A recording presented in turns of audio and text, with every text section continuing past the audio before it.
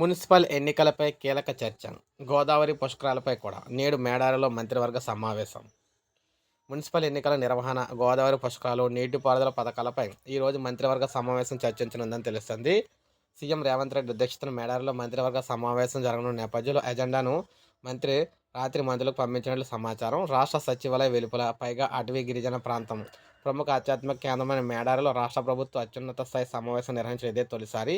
రాష్ట్ర ప్రభుత్వ ప్రధాన కార్యదర్శితో పాటు అన్ని శాఖల ముఖ్య కార్యదర్శులు, కీలక యంత్రాంగం మేడారం తరలబోతుంది. సాధారణంగా మేడారం జాతరకు 2 రోజుల ముందు నుంచే రోజు పెద్ద సంఖ్యలో భక్తులు వస్తూ ఉంటారు. పైగా ఆదివారం సెలవు రోజు అయితే వేల మంది తరలి వస్తారు. మంత్రివర్గ సమావేశం కూడా అక్కడే నిర్వహిస్తున్న నేపథ్యంలో పెద్ద ఎత్తున బందోబస్తు ఏర్పాటు చేస్తున్నారు. రాష్ట్ర ప్రభుత్వం మొత్తం కదిలి మేడారం వెళ్తున్నారు.